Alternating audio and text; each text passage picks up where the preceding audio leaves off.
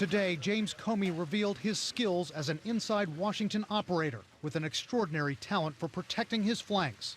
The fired FBI director testified that he arranged the back-channel disclosure to the public of his one-on-one conversations with President Trump about the investigation into Michael Flynn. On Thursday, May 11th, 2 days after Comey was fired, the New York Times published an account of Comey's January dinner with President Trump and whether the topic of loyalty came up. The next day, the president tweeted, quote, "James Comey better hope that there are no tapes of our conversations before he starts leaking to the press." Comey testified the threatening tweet prompted him to take action.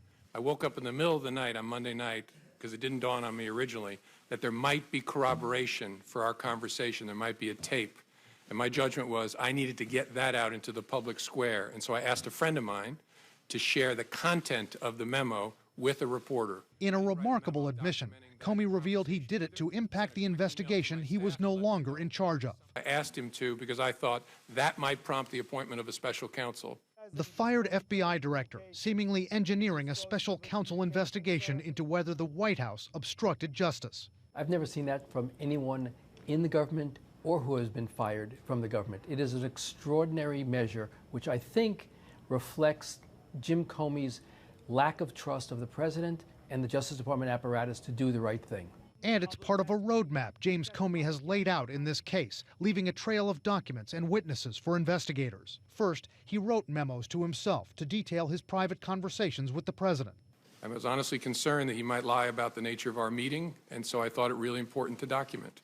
And important to provide details. His written testimony describing his January dinner with the president, saying they were, quote, seated at a small oval table in the center of the green room. 2 Navy stewards waited on us. In another description of a February Oval Office meeting, Comey details exactly who sat in a semicircle of chairs and says, quote, as the participants started to leave the Oval Office, the Attorney General lingered by my chair, but the president thanked him and said he wanted to speak only with me. I think he provides a roadmap to others on here other people who may be able to corroborate certain instances from my narrative, and here are other people that you might want to talk to. The White House quickly brushed back on Comey's accounts, spokeswoman Sarah Huckabee Sanders declaring the president is, quote, not a liar, and Mr. Trump's outside counsel Mark Kasowitz refuting Comey's account that the president demanded loyalty in one meeting.